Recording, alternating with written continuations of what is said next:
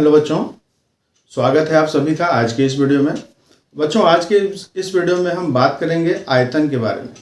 बच्चों, आयतन आपने सुना होगा, आयतन क्या होता है, तो इसके बारे में हम चर्चा कर लेते हैं।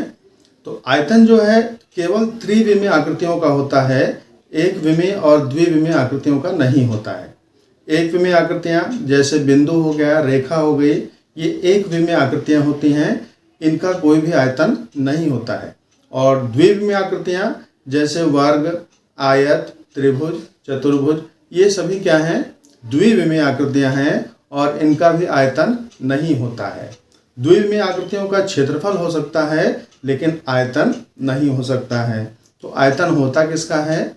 आयतन जो होता है वो त्रिविमीय आकृतियों का होता है। जैसे घन है, घनाभ है, शंकु है, बेलन है। तो इस तरह की आकृतियों के आयतन हम ज्ञात करते हैं। तो आज के इस अंक में हम जानेंगे घन के बारे में। जो घन, यहाँ हमारे हाथ में एक घन है, इसमें आप जानते हैं कि घन में सभी जो फलकें होती हैं वर्गाकार होती हैं। और घन कहते किसे हैं कि ऐसी त्रिविमीय आकृति जिसकी सभी विमाएँ यानी लंबाई, चौड़ाई और ऊंचाई क्या हो, बराबर हों, उसे हम घन कहते हैं। तो यहाँ आपको एक घन दिख रहा है, ये एक ऑरिगेमी क्यूब हमने बनाया है घन को सिखाने के लिए। तो इसमें आप देख रहे हैं ये जो पॉइंट्स हैं, इन पॉइंट्स को हम शीर्ष कहते हैं। तो कितने पॉइंट हैं? 4 पॉइंट यहाँ आपको ऊपर दिख रहे हैं और ऐसे ही 4 पॉइंट यहाँ पर नीचे हैं। तो ये 4, 4 और 8 पॉइंट हुए।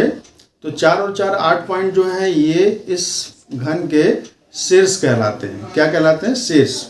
और जो इनके ये फलक हैं, ये फलकें 4 दीवारें, एक ऊपर एक नीचे, 6 सतहें हैं। इन सतहों को हम फलके कहते हैं। घन में 6 फलके होती हैं। और ये जो रेखाएं आप देख रहे हैं यहाँ पर, इन रेखाओं को हम क्या कहते हैं? कोरें, यानी कि एजेस। तो ये कोरें जो है कितनी होंगी? यहाँ 4 आपको ऊपर दिख रही हैं, इसी प्रकार से 4 नीचे हैं, और ये 4 जो खड़ी रेखाएं हैं ये 4 होंगी। तो 4, 4, 8 और 4, 12। टोटल जो है 12 कोरें इस घन में होती हैं। तो आइए अब इस घन का आयतन हम कैसे ज्ञात करेंगे। तो घन का आयतन ज्ञात करने के लिए हम जान लें, एक सूत्र होता है, घन का आयतन बराबर भुजा गुणे भुजा गुणे भुजा। तो आइए इसका सूत्र हम देख लेते हैं।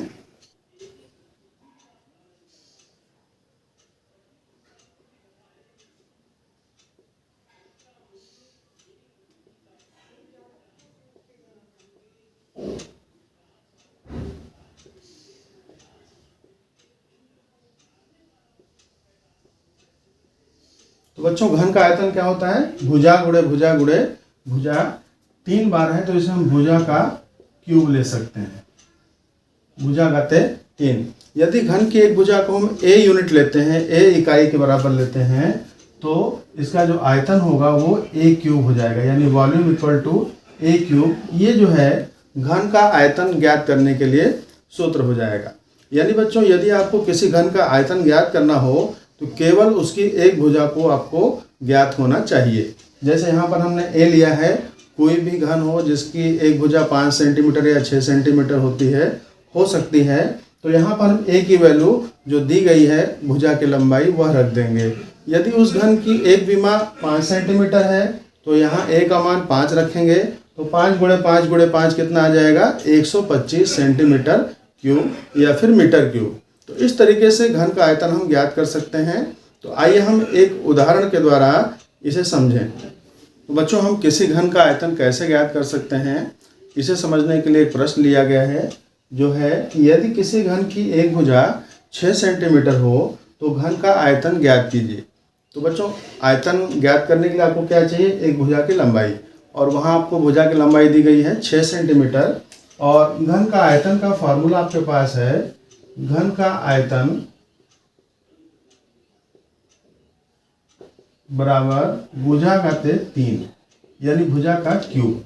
भुजा यहाँ पर क्या है? 6 सेंटीमीटर। तो 6 सेंटीमीटर का जो है आप क्यूब कर देंगे, ये हो जाएगा 6 का क्यूब होता है 216, 216 घन सेंटीमीटर।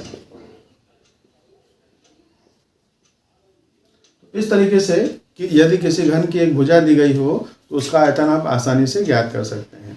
इसके विपरीत यदि किसी घन का आयतन दिया गया हो और एक भुजा ज्ञात करनी हो तो हम क्या करेंगे, उसका घनमूल ले लेंगे। यदि मान लीजिए हमें आयतन किसी घन का दिया गया है 125 सेंटीमीटर क्यूब और उसकी हमको भुजा ज्ञात करनी है, ठीक है, हमें भुजा ज्ञात करनी है, तो भुजा बराबर क्या हो जाएगा, जो आयतन है इसका घनमूल, आयतन का घनमूल। तो आयतन आपको दिया गया है कितना है 125 और 125 का घनमूल क्या होता है बच्चों 5, तो 5 सेंटीमीटर जो है उस घन की भुजा हो जाएगी। इस प्रकार के दोनों टाइप के प्रश्न हो सकते हैं कि यदि भुजा दी गई हो और आयतन ज्ञात करना हो तो आप इस तरीके से कर लेंगे, और आयतन दिया हो और उससे आपको भुजा ज्ञात करनी हो तो इस तरीके से आप ज्ञात कर लेंगे।